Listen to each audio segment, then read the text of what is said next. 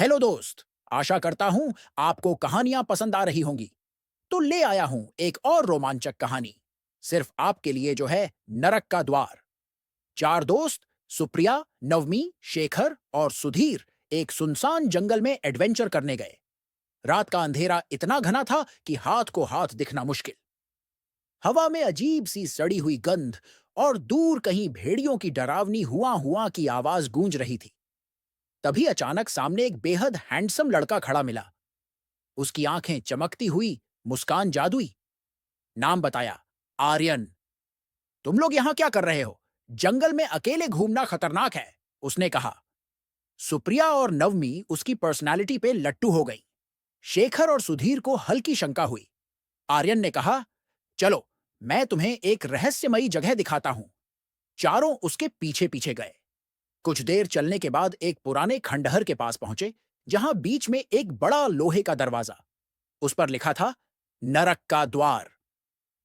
अचानक आर्यन की आंखें सुर्ख लाल हो गईं, नाखून लंबे और दांत नुकीले। अब तुम सब मेरे मेहमान हो।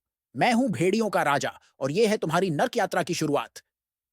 चारों घबराकर भागने लगे, लेकिन दरवाजा अपने आप खुला और एक एक कर सब अंदर खिंच गए। अंदर आग की झील, उलटे लटकते लोग, डरावने राक्षस। सुप्रिया और शेखर को जंजीरों में बांधकर भेड़िए नोचने लगे।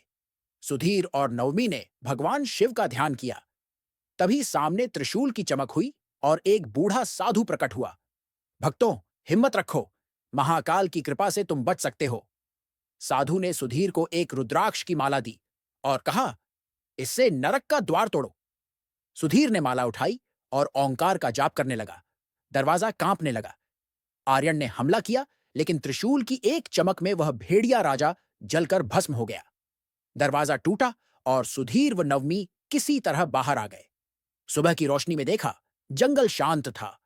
सुप्रिया और शेखर की कोई खबर नहीं। सिर्फ जमीन पर उनकी चूड़ियां और घड़ी पड़ी थी। सुधीर ने आसमान की ओर देखा, महादेव, इन्हें शांति देना। और तभी एक आवाज आई, हर यात्रा अधूरी नहीं होती, कुछ पुनः शुरू होती है।